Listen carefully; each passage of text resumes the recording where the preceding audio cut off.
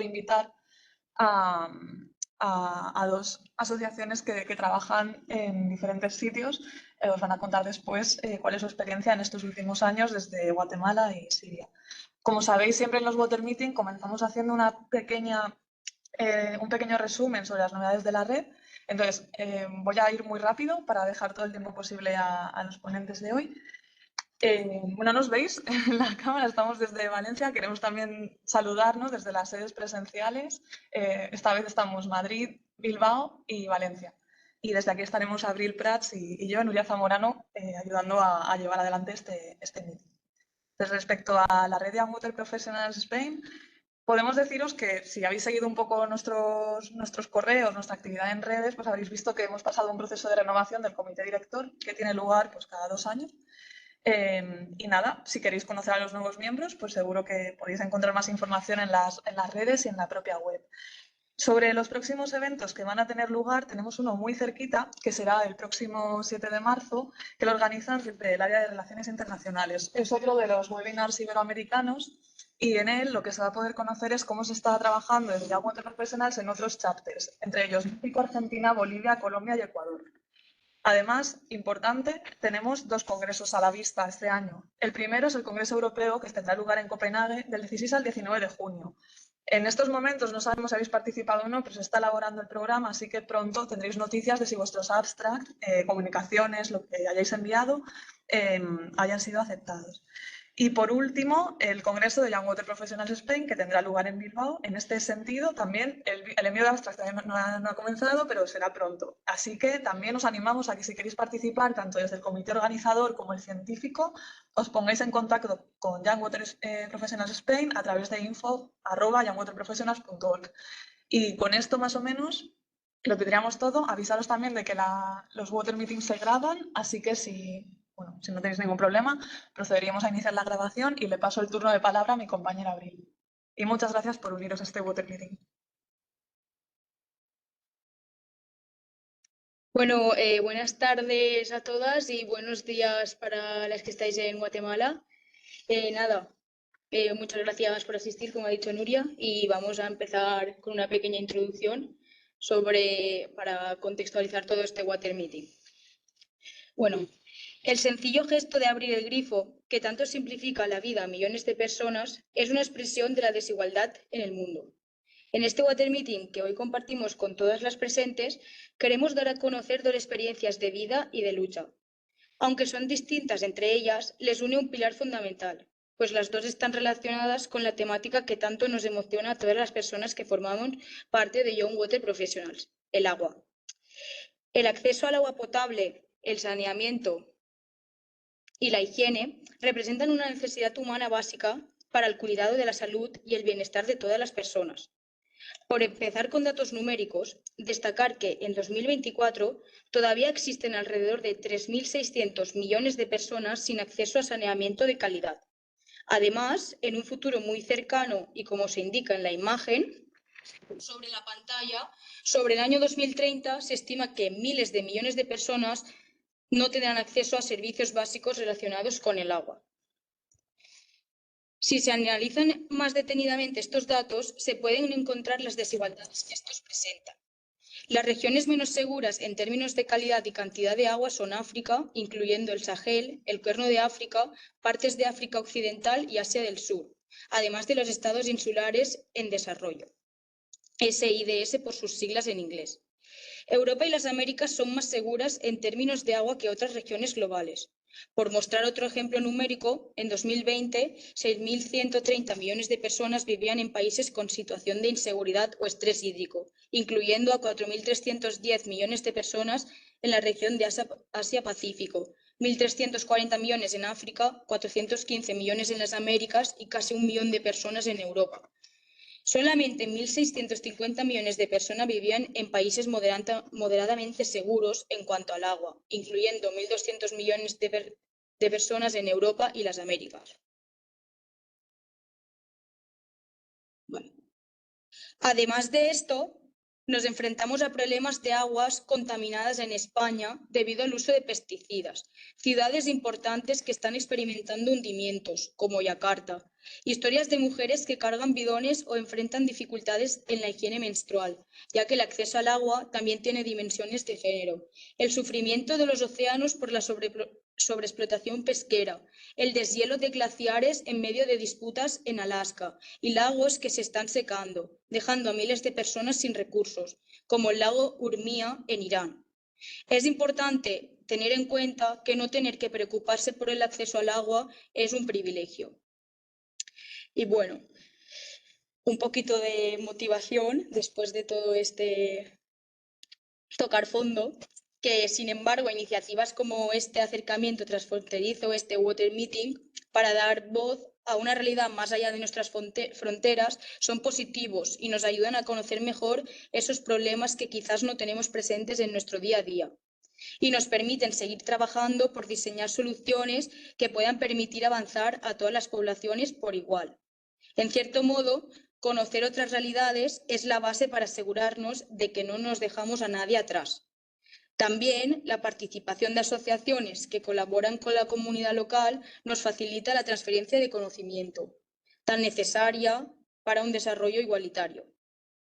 Sin dilatar este discurso más de lo que debemos, le damos la más grata bienvenida a nuestras ponentes.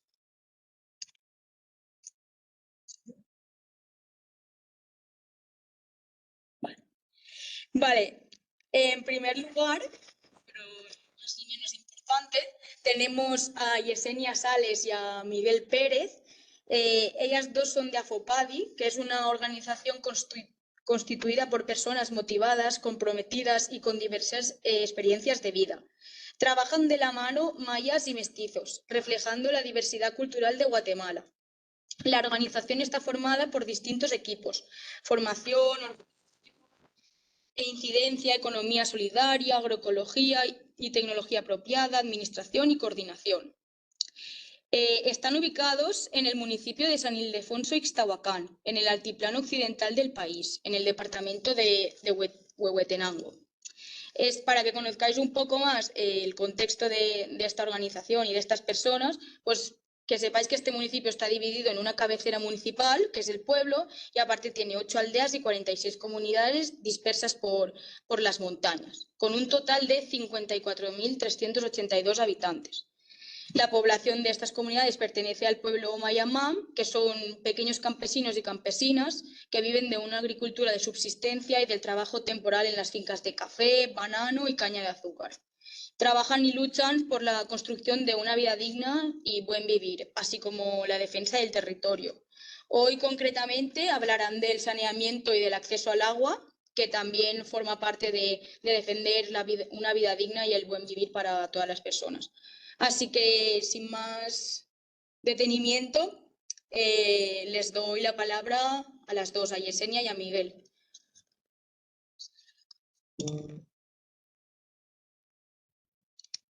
Hola, buen día a todas y a todos, mucho gusto. Buenas noches para ustedes en la zona y el contexto donde están. Como bien lo mencionaba la compañera Abril, mi nombre es Yesenia Sales. Yo soy parte del equipo de AFOPADI, soy facilitadora comunitaria en la cual estamos acompañando las distintas comunidades de nuestro municipio. Le cedo la palabra al compañero. Hola a todos, un saludo. Mi nombre es Miguel Pérez y es un gusto de estar aquí y compartir eh, una parte de la historia o del contexto de la realidad de un país, Guatemala. Aquí Guatemala se dice que es un país de la eterna primavera, ¿verdad? Porque se mantiene mucho tiempo verde, entonces por eso se dice así. Y que, bueno, voy a empezar entonces un poco la situación del país, que es un país donde llueve bastante en tiempos de lluvia, es decir, empieza en el mes de mayo a noviembre. Entonces, hay mucha precipitación, hay mucho agua, muchos ríos, muchos lagos, ¿verdad? Seguramente algunos lo han conocido, otros solamente han escuchado, pero así es un poco el contexto de Guatemala. Es decir, hay bastante agua. Eh, lo malo de esto, de lo que también compartía Abril, es decir, la situación o el estado del agua, es decir, hay mucha contaminación, ¿verdad? En los ríos, en los lagos, en el agua, es decir, estamos hablando de agua superficial y estamos también el agua subterránea.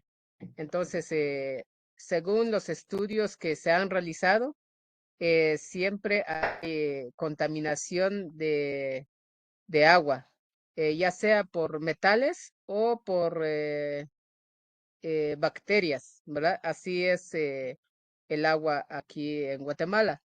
Pero uno de estas bueno, o de estas causas de la contaminación son varias, ya que a nivel nacional eh, hay mucha producción de monocultivos, tales como banano, la caña de azúcar, la palma aceitera o la palma africana le llaman, ¿verdad? Entonces, y que son las que usan bastante agua, también como la minería, ¿verdad? Que aquí en Guatemala hay muchas licencias de explotación minera y son las que usan mucha agua y son las que contaminan más el agua en Guatemala. Entonces, y como decía, los monocultivos son los que llevan el agua, desvían los ríos y dejan a muchas de las comunidades sin agua. Es decir, como vemos un poco, el agua como derecho humano y el versus agua como una mercancía, ¿verdad? Porque lo sacan, se apropian y incluso algunos que venden como.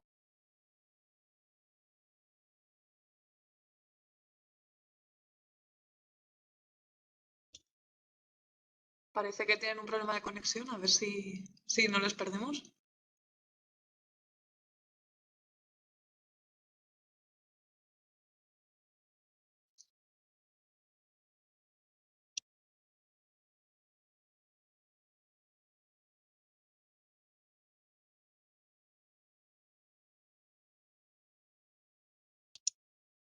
Nos han comentado antes que tenían algunos problemas de conexión, por eso si os habéis fijado tampoco están compartiendo ahora ninguna presentación y preferían asegurar que la calidad de la llamada iba a ser suficiente y contarlo de viva voz.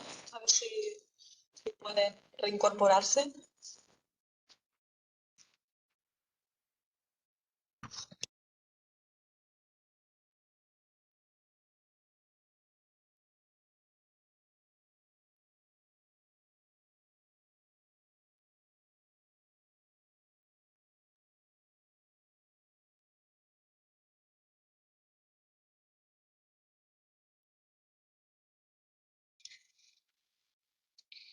Em, Estamos intentando contactar con ellos. Si no, Borja, igual te pedimos que igual te avanzamos y te pasamos a ti la palabra a ver si luego pueden seguir o incorporarse, si no, a la mesa abierta. No sé. Damos un par de minutos más y si no, seguimos por ahí.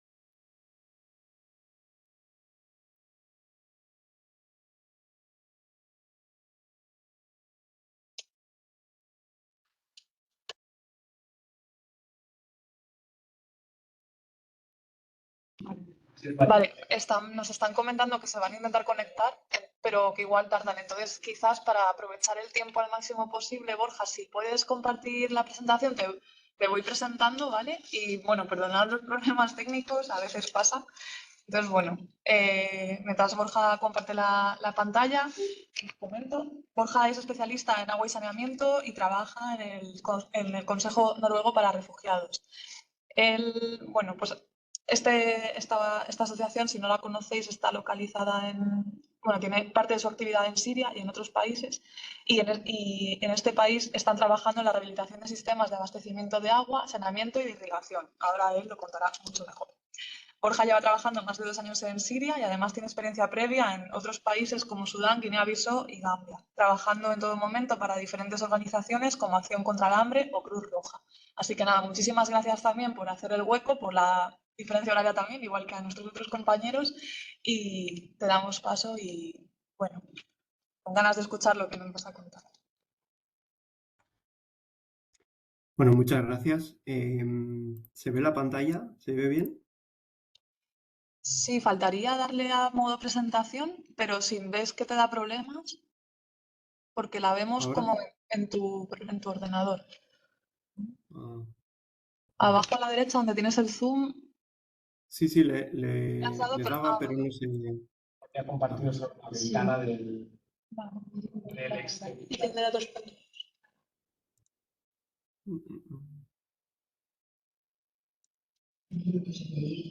Sí. Uno de Bilbo.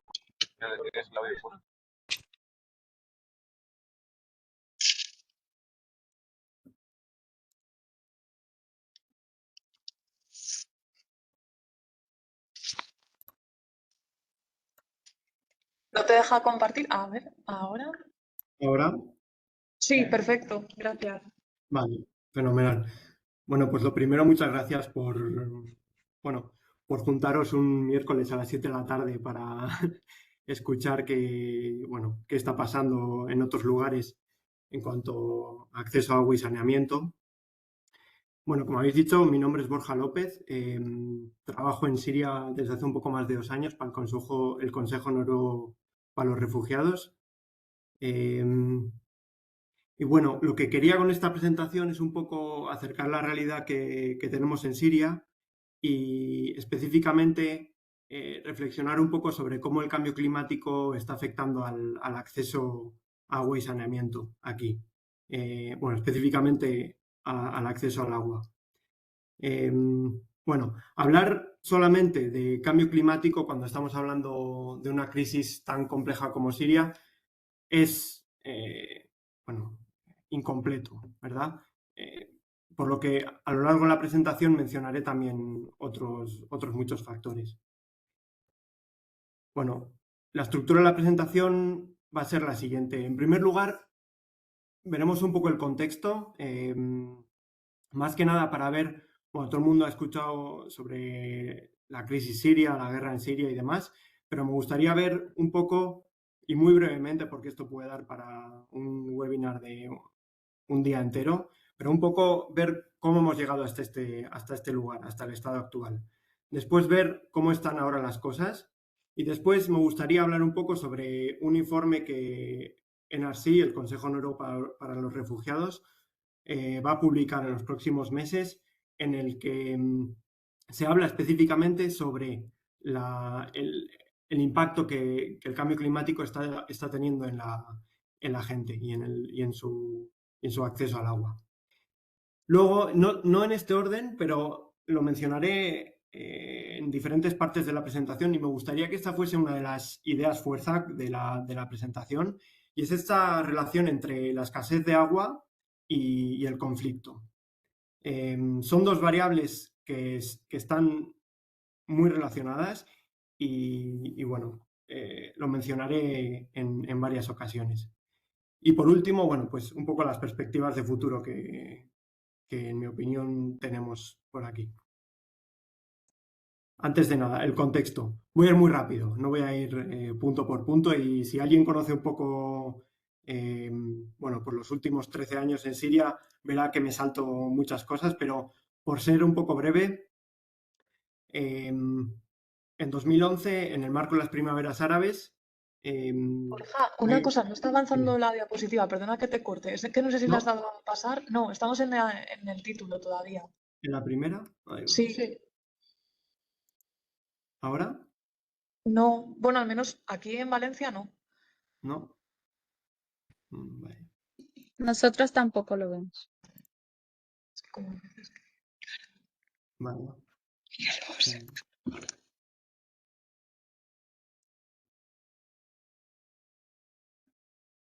Está ¿Podríais rebelde compartirla hoy. vosotros?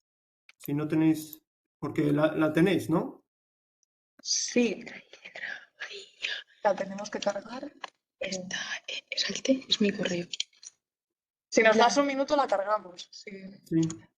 Vale.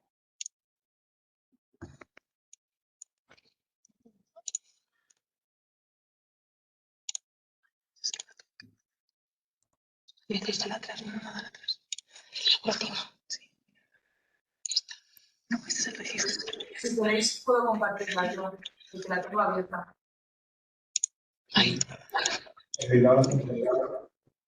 Ya está, ya está. Vale, voy compartiendo. Lo que no sé si las tengo desde aquí. a ver. Menú, sí, pantalla completa. Ya ves presentación. Porque es que no sabéis. Eres aquí, ¿no? Ahí, Ahora perfecto. lo veis, ¿verdad? Vale. Tú nos dices cuándo cambiar. Ahí, para ahí, en la tercera. Vale. Eso es. Bueno, como decía, muy brevemente, no voy a ir mencionando todos los puntos, pero en 2011, en el marco de las primaveras árabes, en Siria también hay un gran descontento social. Empiezan las protestas que son reprimidas con mucha violencia por parte del gobierno. Las protestas empiezan en marzo de 2011. Para julio de 2011 ya se ha formado el Ejército Libre Sirio, que bueno, es un grupo muy diverso de grupos que están en contra del gobierno y forman un ejército propio que llegan a controlar pues, la mayor parte del país. En 2013 entran actores regionales en el conflicto, al principio con fuerza Hezbollah, que es el aliado sobre el terreno de Irán, apoyando al gobierno sirio, y el ISIS, que bueno, se expande desde Irak y llegan a controlar hasta un 60% del territorio sirio. En 2014, el ISIS declara el califato, es su mayor expansión en cuanto a territorio. Controlan, como he dicho, 60% del territorio sirio y gran parte de Irak también. Ahí entran Estados Unidos, apoyando a su aliado en el terreno, que son las fuerzas kurdas, y Rusia para apoyar al gobierno sirio. Bueno, ya veis que el conflicto empieza a nivel local y rápidamente se expande regionalmente y globalmente, con actores globales. 2017 el califato es derrotado tanto por las fuerzas americanas kurdas como rusas y pro gobierno sirio, Hezbollah y el gobierno sirio. Y desde 2020 tenemos los frentes bastante estables. Sí que hay combates todavía, hay bombardeos, hay combates, pero los frentes se mantienen estables. Hay digamos, acuerdos políticos en los que los frentes se mantienen estables. Si puedes pasar a la próxima, a la siguiente diapositiva. Ahí. Bueno, cuando digo los frentes permanecen estables, esto es como ahora políticamente se divide Siria. La parte roja está controlada por el gobierno. La parte amarilla que veis ahí, el nordeste, está bajo el control, la autoridad de facto de las fuerzas kurdas. Tenéis unas franjas al norte en la frontera con Turquía que están controladas por Turquía, están ocupadas por Turquía. En el noroeste veis ahí Idlib. Esos son son zonas que el Ejército Libre Sirio, el que decía que se formó, estos grupos de oposición que se formaron en 2011, todavía controlan este territorio. Luego hay unas manchas ahí más oscuras en parte de lo que está en rojo. También hay en el Kurdistán, pero estos son células que todavía permanecen del ISIS.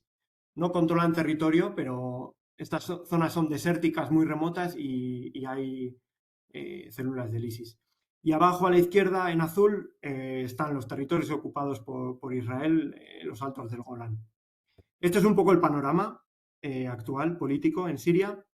Y como he dicho, desde 2011 así están las cosas, no se mueven demasiado. La siguiente, por favor. Vale. Como he dicho antes, quería reflexionar un poco y mostrar un poco bueno, la relación entre escasez de agua y el conflicto. He mencionado que en 2011, por supuesto, había descontento social, como en muchos otros países de Oriente Medio y del norte de África, cuando las primaveras árabes. Aquí, bueno, no sé si se ve bien, pero esto es un artículo científico en el que se hace esta relación y se señala a la sequía que hubo en los años anteriores al conflicto como uno de los grandes potenciadores del descontento social y, por lo tanto, de la crisis que surgió después. Por supuesto, es una crisis multicausal, pero esta causa, este punto específico, creo que merece la pena mencionarlo. Porque muchas veces se habla de conflictos armados que van a ocurrir en el futuro por el agua, por la lucha de los recursos hídricos y demás. Esto no es algo del futuro, esto ya ocurre, no solamente así a nivel geopolítico, digamos, nivel macro, sino se ve a nivel comunitario, tanto en Siria como en muchas partes del Sahel. Esto ya es habitual. Esto no es algo del futuro, esto ya ocurre. La próxima, por favor. La siguiente. Vale. Como he dicho, es una crisis multicausal. El cambio climático, por supuesto, juega un rol importante. Problemas de gobernanza. Ya habéis visto cómo está el mapa político en Siria.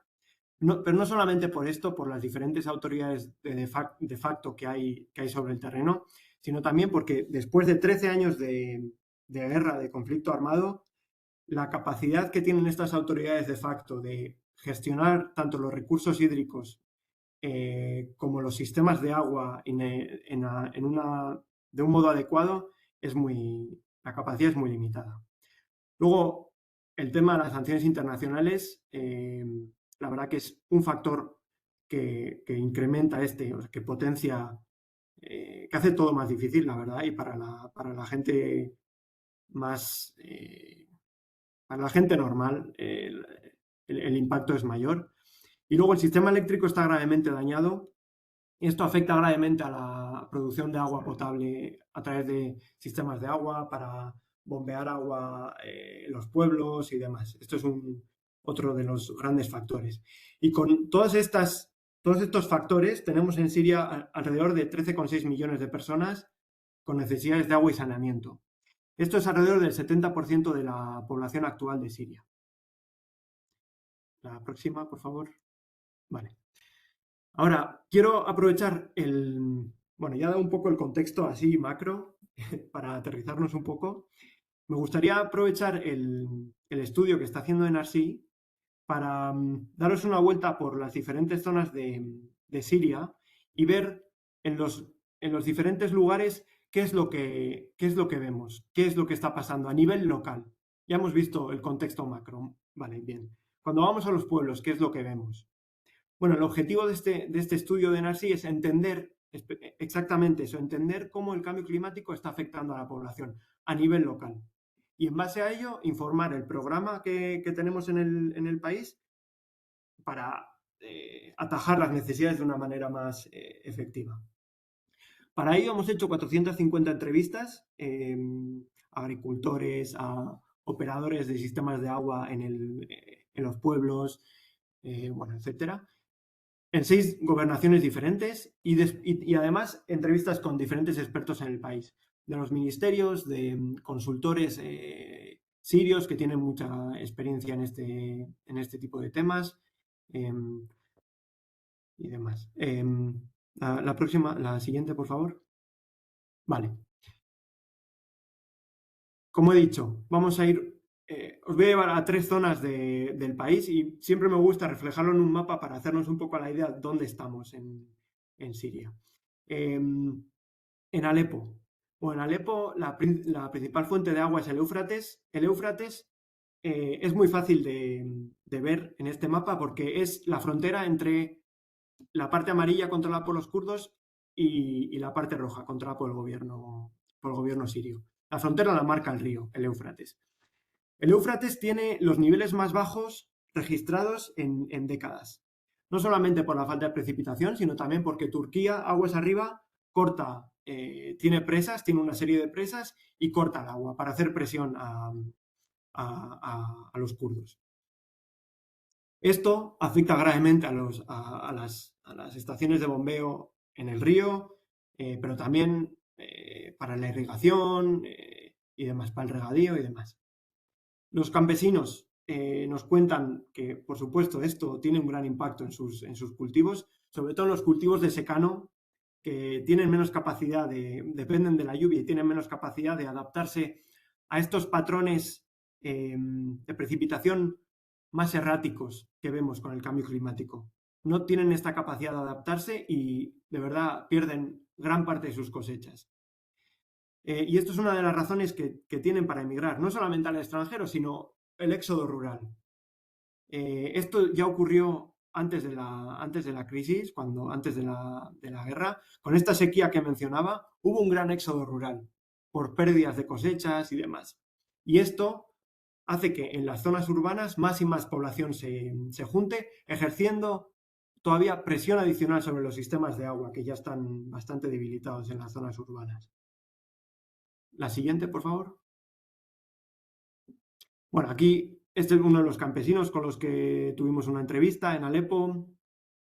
A la izquierda veis unos de los canales de irrigación que directamente, bueno, se bombea el agua del Éufrates. Son sistemas de regadío enormes de la época soviética, hasta los planos y todo están en ruso. Y como veis, tienen pérdidas de agua, bueno, numerosísimas. No solamente, con esto, ¿qué quiero decir? No solamente es la escasez del recurso hídrico por el cambio climático, sino la capacidad tan limitada que hay para gestionar este recurso escaso. La siguiente, por favor.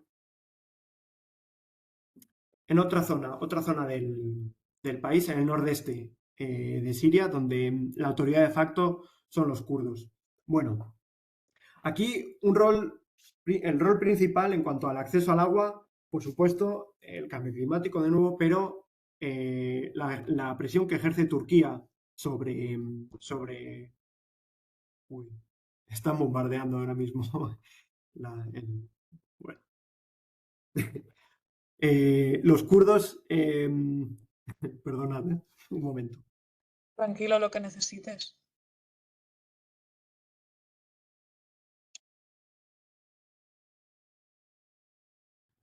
Bueno, esto es Israel bombardeándonos, seguramente. Porque, Bueno, Borja, tú estás en Alep. No, ¿dónde estás? Es que no te lo hemos preguntado antes. ¿En qué parte de Siria en estás? Damasco, sí, Ah, en Damasco. Sí, por casualidad. ¿Pero Bueno, estás seguro ahora? ¿Estás bien? sí, para sí, continuar? Vale, ya. es habitual. Es Vale. habitual, sí. Bueno, Vale. Bueno, el tema principal en el nordeste sirio es la presión que ejerce Turquía sobre las autoridades kurdas. Y para ello cortan todos los suministros de agua que tienen en Turquía. En la zona turca, en la frontera, en el norte de Siria, es donde están las montañas donde más llueve y demás. Entonces, todos los ríos que bajan al Éufrates pasarían por el nordeste sirio. Todos estos ríos tienen represas y están todos secos. Después, Aluk. Menciono Aluk. Aluk es una estación de bombeo que da agua a 500.000 de personas. Está ocupada por Turquía y totalmente cortada. No, hay 500.000 de personas que no tienen acceso a agua. ¿Qué hace todo esto? Todos estos cortes de suministro de agua. Esto hace que la gente perfore pozos y trate de sacar el agua de los pozos pues como puede. Pues, aunque no sean las fuentes más productivas, las mejores fuentes, porque están cortadas, bueno, pues la gente intenta sobrevivir así. ¿Esto qué hace? Que los acuíferos cada vez sean más escasos y más escasos, tanto en cuanto al nivel del agua como en la calidad. A esto, si le añadimos la escasa precipitación que hay por el cambio climático, bueno, pues es una combinación perfecta, ¿no? La próxima diapositiva, por favor. Aquí traigo dos fotos de dos ríos, que antes eran ríos, pero bueno, pues están cortados aguas arriba por Turquía y ya veis que ni una gota de agua pasa. Y los agricultores en estas zonas dependen de los ríos para regar y demás. Esto es un señor en el que, bueno, en su pueblo rehabilitamos el sistema de agua y demás. Bueno, quería traer como el ejemplo. La siguiente, por favor. La última zona a la que os quería llevar es el sur. Al sur, cerca de Damasco, la frontera con Jordania, bueno, también los mismos problemas con las cosechas, manantiales que en los últimos 3 años su caudal ha bajado de 250 metros cúbicos por hora a 90 metros cúbicos por hora, no solamente por la falta de precipitación, sino también por la perforación ilegal de pozos en muchas zonas. Y luego hay un montón de pozos fuera de funcionamiento. La siguiente, por favor. Este es un ejemplo. Este es un operador de un pozo que fue clausurado. Nos contaba como, bueno, en ese cuarto, bueno, pues ahí tenían el generador y demás para bombear. Siguiente. Aquí 2 represas en el sur, totalmente secas. Siguiente. Y bueno, como decía al principio, limitado acceso a agua condujo al conflicto armado que todos conocemos y a la guerra. Esto produjo una capacidad muy limitada de gestión de los recursos hídricos, lo que hace que el acceso sea aún más limitado al agua. Y a esto, si pasas un poco a la siguiente, a esto si le añadimos el cambio climático, es un ciclo del que es muy difícil salir una vez estamos dentro. Entonces, para salir de este ciclo, la verdad es muy, muy complicado. Y con la presión adicional del cambio climático, la verdad es que las perspectivas de futuro, la verdad, para mí no son muy positivas, la verdad. Siguiente. Y ya por terminar, bueno, ¿qué hacemos en ARSI en esta situación, no? ¿Qué hacemos en el país? Bueno, tenemos 4 oficinas en todo el país, en todas las zonas en las que os he mostrado, bueno, tenemos oficinas. NRC es una de las pocas organizaciones que trabaja en todo Siria, da igual cuál sea la autoridad de facto en el país. Esto es un valor añadido que NRC tiene. Da igual si está controlado por el gobierno, por los kurdos, damos servicios a los sirios. ¿Y qué hacemos? Adaptamos la infraestructura de agua a las nuevas condiciones en las que debería trabajar. Por ejemplo, sobre el Éufrates hemos adaptado alguna estación de bombeo para que trabaje con niveles de agua más bajos del río. Rehabilitamos infraestructura de agua, una foto que os he mostrado antes. Apoyamos a los agricultores para que adapten sus cultivos a las nuevas condiciones climáticas. Y por último, hacemos gran incidencia política, no solamente en el país, con las autoridades locales, sino que NRC también a nivel internacional tiene bastante influencia política a bastante alto nivel. Y con esto, pues nada, daros las gracias y nada, estaré encantado de si tenéis alguna pregunta. Y perdonad por los problemas logísticos. Nada, con que estés conectado creemos que ya es bastante, dadas las situaciones a veces. Así que muchísimas gracias. Las preguntas las vamos a juntar, ahora van a conseguir nuestros compañeros de AFOPADI y las juntamos luego al final. Así que nada. Miguel y Yesenia, ¿estáis por ahí? Sí, venga. Buena onda. Sí, sí, sí, muchas gracias y disculpen por la mala señal de internet que tenemos acá, pero estamos No aquí pasa nada. y gracias, gracias.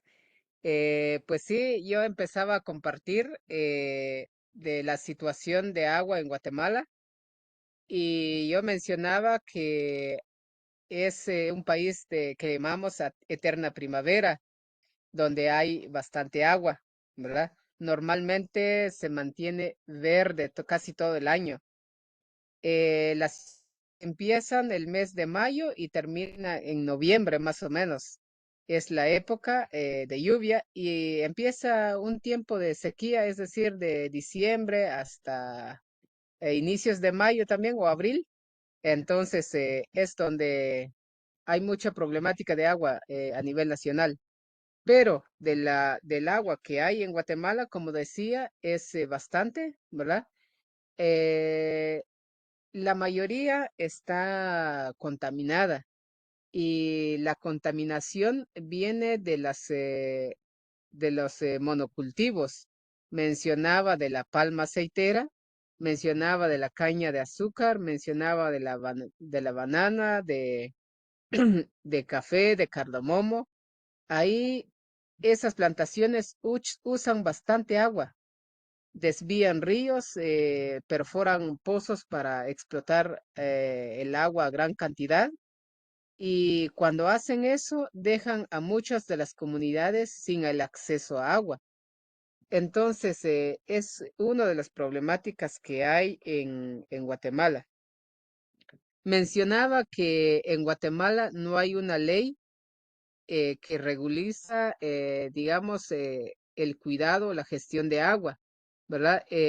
Prácticamente en cada año hay varias presentaciones de iniciativas de leyes, pero en el Congreso, donde se define, donde se decide, no logra pasar, porque se sabe que ahí están las élites económicas, están los aliados de las grandes terratenientes, es decir, los dueños de las industrias, no permiten que esa ley pase, ¿verdad?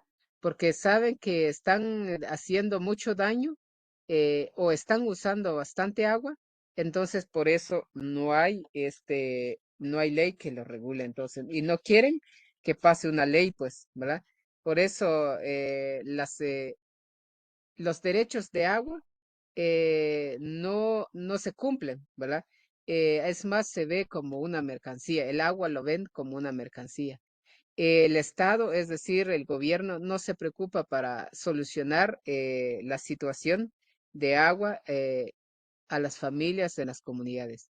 Entonces, es una preocupación, aunque decía, cuando hay organización, hay gestión, hay movimiento para regular todo eso, y cuando pasa eso, empieza la criminalización a los líderes, ¿verdad? Quienes se defienden todo esto, ¿verdad? Ante la contaminación, los derechos de agua. Entonces, muchos de los líderes han sido encarcelados, han sido asesinados por esa causa. Entonces, son situaciones que pasan a nivel nacional, ¿verdad? Y sí, como decía, lamentablemente hay 38 grandes ríos en Guatemala, pero de esos 38, la mayoría están contaminadas por bacterias o por metales pesados, ¿verdad? Así está un poco la situación de Guatemala. Ahora, un poco local, bueno, no cambia mucho, pero compañera Yesenia también tiene muchas ganas y mucho gusto también de compartir con ustedes una parte así más local en relación al agua. Ya, muchas gracias. Bueno, al hablar del agua es hablar de la vida. Y bueno, pues Miguel contaba un poco el contexto a nivel nacional, pero también bueno, la persona que nos antecedió con su ponencia hablaba más a nivel mundial, ¿verdad? Y también en otros países que podemos mencionar, pues también que están sufriendo la misma situación con relación al agua y no cambia mucho, ¿verdad? Al llegar a los municipios y a las comunidades. Como antes se mencionaba, pues AFOPADI, nosotros como institución estamos en un municipio, pero también en este municipio y también a nivel de Guatemala, vemos que existe la ausencia del Estado en la cual pues no se atiende a las necesidades que existen con relación al agua, a otras temáticas como cuestión salud, educación porque bueno, podemos decir que antes, pues ha existido siempre estas crisis, ¿verdad? En estas temáticas y bueno, pues también con relación a agua, pero les quiero comentar un poco sobre la relación, estas dos partes que mencionaba el compañero Miguel, mencionaba, ¿verdad? El agua como derecho versus agua como mercancía, ¿verdad? Cómo se ve el agua desde como el área urbana, cómo se ve el agua desde el área rural, ¿verdad? Entonces también contando un poco que en las ciudades muchas veces se ve el agua como mercancía y también como algo, ¿verdad? Que solo está ahí, pero desde las culturas indígenas o desde el contexto se toma más desde la cosmovisión maya esa relación de la persona que existe con el agua como un sujeto de derecho, ¿verdad? Que el agua es un ser vivo, por lo tanto merece respeto y merece también sus derechos. Entonces, mencionando un poco, ¿verdad? En las comunidades y en los pueblos, en la cual pues aquí existen varias prácticas y en nuestro municipio, donde mencionábamos, bueno, que hay 46 comunidades, que cada una gestiona su agua desde una cosmovisión maya y en la cual pues dice, bueno, ahí está el agua, pero es un ser vivo también y se tiene que celebrar, se tiene que cuidarlo, ¿verdad? Entonces, en ese caso, al momento de ver el agua, como un ser vivo, hay que cuidarlo, hay que trabajar por ello, ¿verdad? En las comunidades existe esa gestión de ver, bueno, qué hacer para poder cuidar el agua y no esperar hasta que un gobierno, hasta ya sea gobierno local, nacional, venga a ver qué hay que hacer con el agua, ¿verdad? Aquí existe un trabajo más colectivo, un trabajo en comunidad en la cual aquí existen prácticas culturales, por ejemplo, ceremonias mayas. Bueno, quizás algunos han visto eso a través de redes sociales o también buscar información, ¿verdad? Que ahí pues se hace como una ceremonia para poder agradecer por la lluvia que cae y también pues pedir, ¿verdad? Entonces, aquí en Ixtahuacán se hacen dos actividades, digamos, ceremoniales uno en el mes de abril para poder pedir la lluvia, ¿verdad? Y también a finales del año para poder agradecer. Por lo tanto, pues eso forma parte de la vida de las comunidades y eso forma parte de la vida de la persona. Entonces, ahí también podemos ver que se ve el agua y por tal razón se cuida, ¿verdad? Pero mientras es una lucha de las comunidades porque en otros contextos no se ve el agua de esa manera, ¿verdad? Pero con la cultura indígena, digamos, ahí pues nosotros tenemos otra perspectiva sobre cómo cuidar el agua, cómo relacionarnos con ellos, y eso forma parte de la autonomía y del buen vivir de las comunidades y de este contexto en la cual nosotros estamos, ¿verdad? Y es una forma de cómo gestionar el agua. También contarles un poco que como nosotros como AFOPADI estamos en este espacio, en la cual hemos ido también viendo en las distintas comunidades estas prácticas ancestrales que existen o esta cosmovisión maya que existe sobre el agua.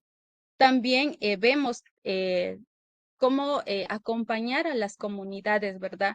Desde lo que podemos trabajar, porque les mencionaba que la ausencia del gobierno o de los estados, pues aquí está ausente, ¿verdad? Por tal razón, pues el acompañamiento que da FOPADI es a través de formación sobre cómo seguir con estas prácticas ancestrales del cuidado de agua y la relación que existe, ¿verdad?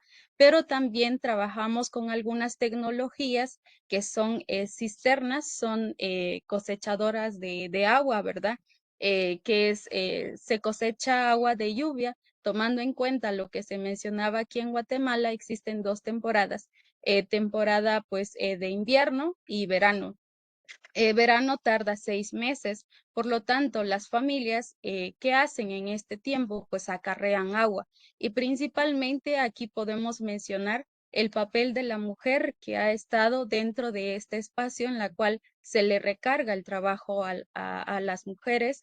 ¿Por qué? Porque pues existe también el sistema en la cual estamos, el sistema machista en la cual se le da como la responsabilidad hacia las mujeres, decir, pues ella se tiene que levantar temprano y tiene que buscar el agua, ir a cargarlo, llevando a su bebé en la espalda, llevando ropa al lugar en los nacimientos o en el lugar donde hay agua para ir a lavar y más cargar una tinaja o algo para traer agua a la casa. Entonces, estas situaciones los vemos aquí en el municipio y en el contexto en la cual pues no podemos, digamos, no podemos cubrir muchas necesidades porque son fuertes. Entonces, ya mencionaba el compañero Miguel también sobre los índices y también como sobre los números y porcentajes de las familias que cuentan con agua entubada hacia sus casas y también las familias que no cuentan con un servicio y por lo tanto tienen que acarrear agua. También nosotros a través de eso como AFOPADI, pues se ha visto también otras formas, ¿verdad? Porque aparte de estas situaciones, está esas amenazas que mencionaba él, ¿verdad? Que viene pues desde los gobiernos, que viene desde estas grandes empresas con leyes. Entonces, aquí en el municipio de Ixtahuacán se estuvo trabajando durante 2 años un acuerdo municipal que está pues a favor de los pueblos, a favor de las comunidades para poder decir pues no a la privatización del agua, ¿verdad? Entonces, este acuerdo municipal tardó tanto también por la misma situación que los gobiernos locales pues no están a favor de algún reglamento, alguna iniciativa de ley que se pueda aprobar para proteger el agua, ¿verdad? Entonces, eso pues ha sido una experiencia muy grande para nosotros y nosotras como parte del equipo. Y bueno, pues podríamos hablar de muchas cosas y de mucha situación que vemos a diario, porque aquí pues AFOPADI ha llevado pues ya 30 años de estar trabajando en este lugar y hemos resumido algunas acciones que hemos hecho con relación al agua a nivel local, a nivel municipal, porque el acuerdo municipal es para el municipio de San Ildefonso Ixtahuacán y hasta el momento hay 3 municipios que han logrado tener su acuerdo como, como un respaldo, ¿verdad?, a las comunidades y en favor a las comunidades, tomando en cuenta que nos enfrentamos a distintas situaciones a nivel del país. Y con eso me quedaría. Tal vez algo más que compartir o con eso nosotros resumimos nuestra ponencia y agradecemos desde ya por la invitación. Muchas gracias también por toda la explicación y reengancharos al hilo, que nos alegramos también que hayáis podido acabar de compartir toda vuestra experiencia y bueno, es verdad que vamos muy justos de tiempo para las preguntas, pero sí vamos a dar también, ¿no?, la oportunidad a la gente que estéis conectada de preguntar. Si queréis dejar algo en el chat y se lo trasladamos a los ponentes por nuestra parte y bueno, sí que queríamos hacer un poco una reflexión conjunta con vosotros tres, ¿no? Porque al final hemos visto realidades distintas, pero con muchos puntos en común. O sea, no estamos hablando solamente de esas causas que generan ese estrés hídrico, sino que además cómo afecta, impacta de manera directa en la vida de las personas el contexto, ¿no?, en el que estamos. En el caso de Siria es distinto al que hay en Guatemala, pero ese malestar que puede generar esa falta de agua es algo que le puede pasar a cualquiera. Entonces, sí que sería interesante, ¿no?, si podéis también poner en común desde vuestra experiencia, ya que las asociaciones en las que estáis, claro, trabajan a diferentes niveles, ¿no?, pero hemos entendido que estáis muy cerca de las personas a nivel muy local, ¿no? Entonces, de alguna forma, entendemos, ¿no?, que en Guatemala habéis tenido un proceso más comunitario, también por la forma que puede haber de organizarse en las propias comunidades, quizás por el grado de desarrollo de las infraestructuras que había en Siria antes de, no sé, todo este destrozo.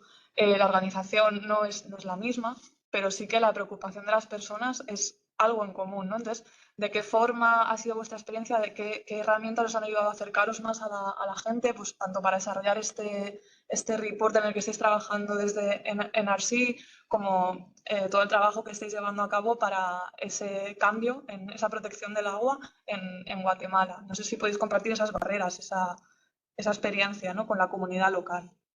Voy primero paso a Borja, por ejemplo.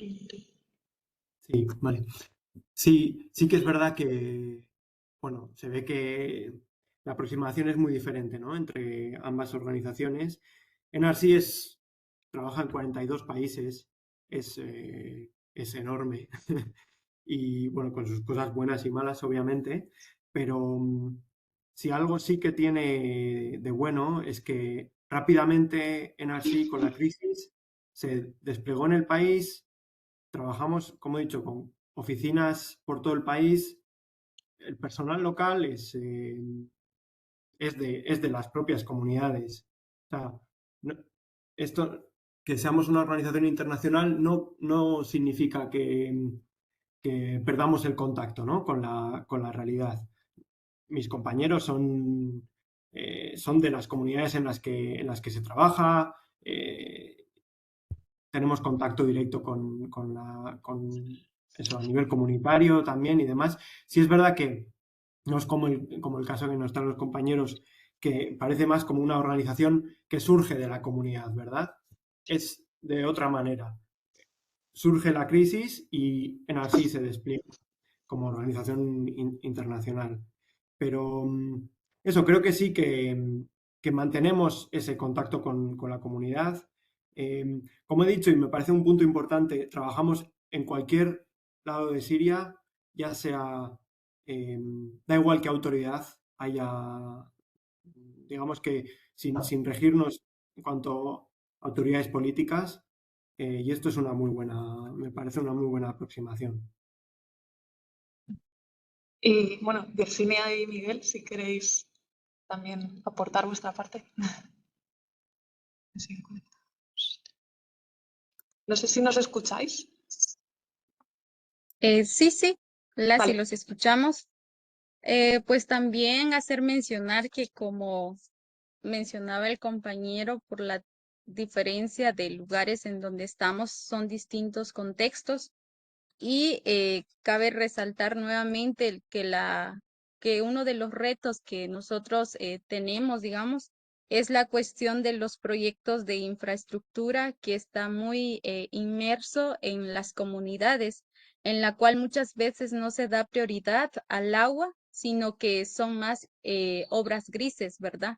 Y cuesta un poco, pues, dialogar desde las comunidades y con las autoridades municipales también por la misma razón que mencionaba Miguel sobre la criminalización que existe en Guatemala es muy fuerte porque hay varias personas que son perseguidas solo por defender estos recursos naturales, principalmente el agua, ya que yo empezaba con esa frase, ¿verdad? Al hablar del agua es hablar de la vida y si nadie se levanta para poder defender el agua, pues nos vamos a quedar sin agua y sin agua pues nos podemos morir, ¿verdad? Entonces es importante la organización también desde lo local y hasta lo nacional, pero es un reto porque no es tan fácil, porque cada vez la mente empieza a concretizarse a decir, bueno, el asistencialismo, el individualismo nos lleva a que todas y todos estemos divididos ya que no estamos organizados para defender el agua, ¿verdad? Entonces, solo quería mencionar eso y agregarlo pues a lo que nosotros ya habíamos mencionado sobre la situación a nivel local y a nivel nacional. Genial, muchas gracias. Habéis mencionado justo esta necesidad de tener infraestructuras. Nos dejaba una compañera en el chat, Rebeca, una pregunta para Borja, pero bueno, la podemos extender, ¿no? Si también os animáis a aportar vuestra visión desde AFOPADI. Rebeca preguntaba qué tipo de soporte ofrecéis desde NRC a nivel de infraestructuras, de sistemas de higienización, facilitación con las personas, bueno, o si es más un acompañamiento o el desarrollo de documentación, ¿no? De elevarlo a nivel Sí. legislativo. Bueno, por ir a lo concreto, ¿no? ¿Qué tipo de actividades hacemos? ¿Qué intervenciones hacemos? La infraestructura de agua en Siria es muy grande, sobre todo si la comparamos, mi experiencia previa es en África subsahariana, donde había sistemas de agua mucho más básicos y demás. Esto era un país de renta media antes de la crisis, con sistemas muy desarrollados, muy grandes, que han sido totalmente destruidos.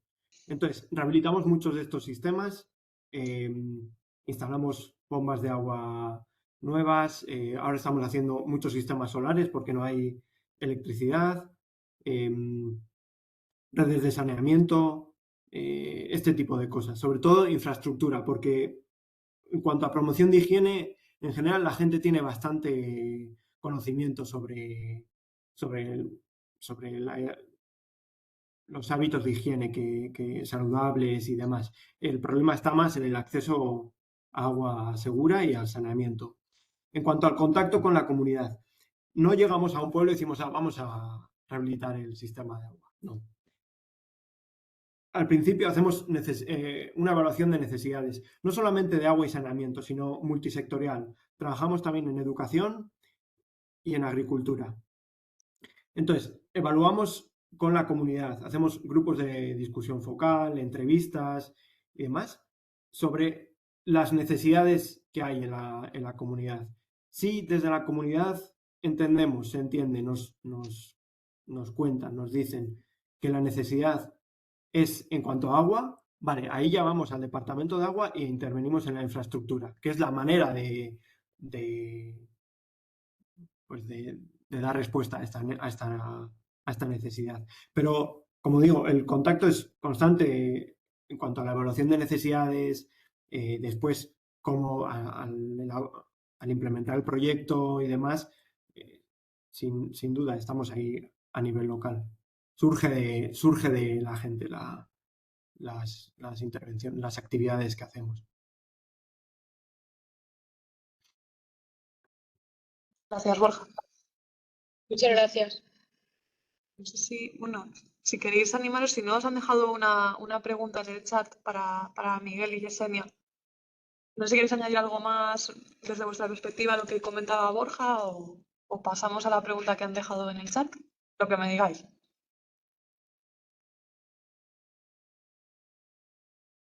Ya, No sé si- gracias. Con respecto a infraestructuras, digamos, hasta el momento, desde los años que Afopadi ha tenido este proceso de trabajar en el municipio, nosotros solo estamos en este municipio y estamos trabajando infraestructuras como las cisternas que mencioné.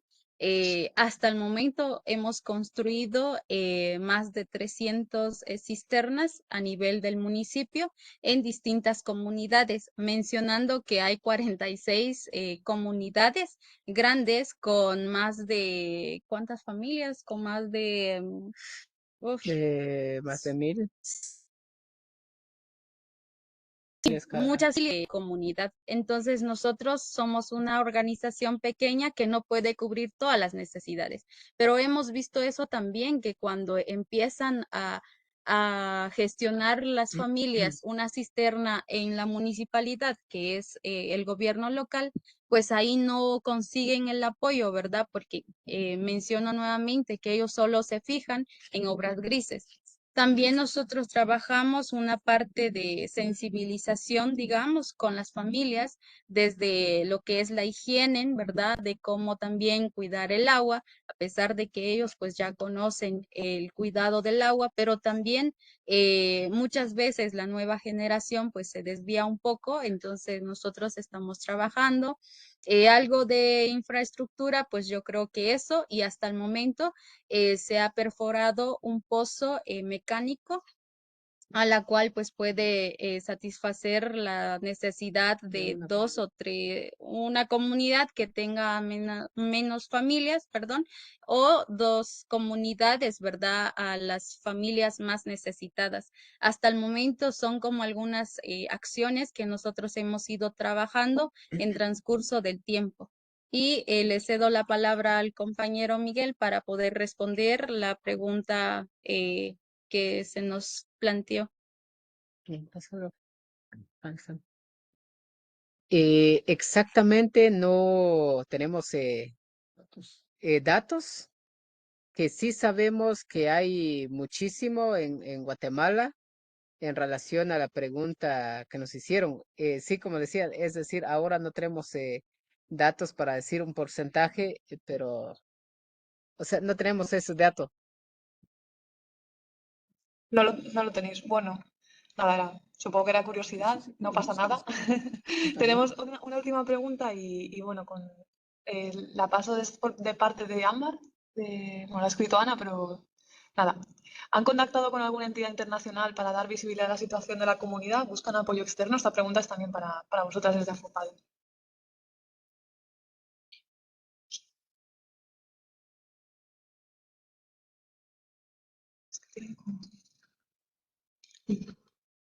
A ver. Siempre sabemos que tarda un poco en entrar el micro.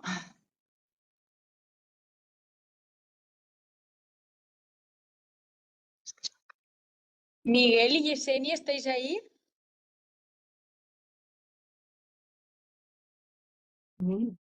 Sí, sí, aquí estamos. Vale, La señal creo que no nos está ayudando un poco, pero aquí ya, estamos presentes. vale. Sí, con respecto a la pregunta que se nos plantea, donde dice que han contactado con alguna entidad internacional para dar visibilidad a la situación de la comunidad, pues sí, hemos dado a conocer como estas situaciones y bueno, algunas cooperaciones que nos han ayudado, digamos, con estos proyectos de infraestructura, porque mencionaba también que nuestro trabajo es más proceso de formación y acompañamiento a las comunidades. Por tal razón, pues, por ejemplo, nosotros pues contamos nuestra experiencia en otros espacios, también dando a conocer pues que esta crisis también con relación al agua, pues no solo es aquí, no solo es en otro país, sino que es a nivel mundial. Muchas gracias. Bueno, pues la verdad que También estamos ya... agregar lo que dice Yesenia, es decir, el trabajo, lo que es para la defensa del territorio. Entonces siempre hemos anunciado, se han hecho localmente, se han hecho consultas comunitarias y se han publicado a través de los medios también, ¿verdad? Entonces eso como que se dan a conocer, ¿verdad? Pero también está otra pregunta relacionada a eso de la contaminación, ¿verdad? Que si hemos tenido en cuenta la posible presencia de, sí, es decir, todos los químicos, herbicidas y pesticidas que usan las grandes monocultivos que yo mencionaba, eso, eso está presente en las aguas que yo mencionaba. Es decir, hay mucha contaminación de bacterias, de metales pesados, de esos tipos de químicos, de herbicida y, ¿cómo se llama? El herbicida y, bueno, eso. Es decir, sí que hay mucha contaminación y por eso varias de las vidas que existen en las aguas se han ido, ¿verdad? Se han encontrado peces muertos y otros animales que están en el agua.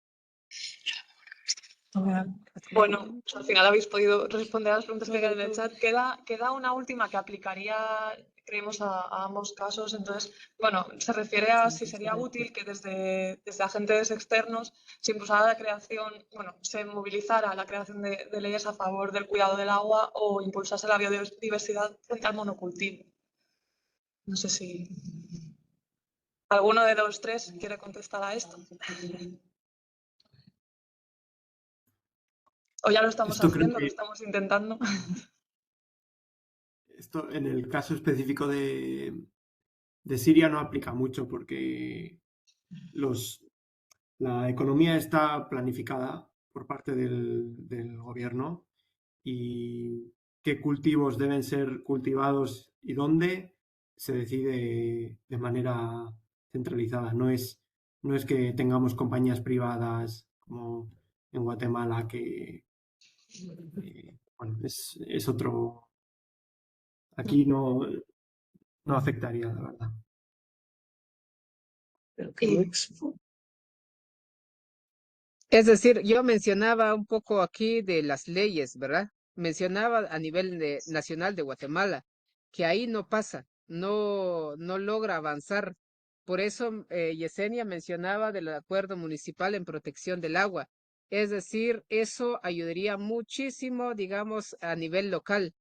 Pero si hay una ley a nivel internacional, como por ejemplo, si viene desde la ONU, todo eso y a favor de los pueblos originarios, yo creo que eso ayudaría bastante para el cuidado y la protección de la sagrada agua. Aquí en Guatemala se han creado o se han empezado con esas iniciativas de leyes, pero en contra de los pueblos originarios y en contra de proteger los recursos naturales, ¿verdad? Actualmente hay iniciativas de ley a favor del pueblo, digamos, pero ¿qué pasa? Ahí se quedan a medias, se guardan y no se le da prioridad para poder aprobarlos y aplicarlos. Mencionando un poco, está una iniciativa 50-70, donde tiene también la no privatización, perdón, del agua, y también pues existe una ley también, bueno, una iniciativa de ley sobre la biodiversidad, pero ahí se han quedado, ¿verdad? Entonces se necesita también como el apoyo desde el exterior y no solo aquí para poder aprobar leyes, pero que estén a favor de los pueblos originarios, de los pueblos indígenas, ¿verdad? Qué cosa que muchas veces no se le da esa valoración bueno, a la relación que existe entre el agua y la persona, o también ver el agua como un ser vivo. Gracias. muchas gracias a vosotras, a las dos asociaciones, así que la verdad que ha sido un gusto. El tiempo siempre se queda corto. Nos habéis contado un montón de cosas muy interesantes que bueno, sentimos no poder seguir lanzando preguntas, pero ya nos hemos pasado un poco del tiempo previsto. Y bueno, sí que es verdad que, como decíamos al principio, desde nuestras posiciones quizás más acomodadas, lo mínimo que podemos hacer es seguir informándonos, seguir generando espacios donde se le pueda dar voz a otras realidades. Es muy importante de alguna forma que nos llegue esta información. Al final, sin esto es que nos vamos a seguir dejando a nadie atrás. Entonces, bueno, ha sido un placer escucharos. Y gracias también por todo el tiempo que habéis dedicado a prepararlo. Y bueno, que ya que os conocemos, pues seguiremos en contacto. Desde Young Water Professionals también estamos a vuestra disposición para cualquier aspecto en el que creáis que os podamos ayudar. Y agradecer a todas las personas que habéis estado conectadas hasta las 8:15 y las respectivas franjas horarias, y a quienes os habéis acercado a las sedes presenciales. No nos dilatamos más, pero bueno, esperamos veros en los siguientes Water Meeting. También avisar de que las temáticas, pues si alguien tiene alguna propuesta, que puede contactar con la red y que intentamos diversificar. Y bueno, pues que esperamos seguir generando estos espacios. Y muchas gracias de nuevo una vez más. Muchas gracias.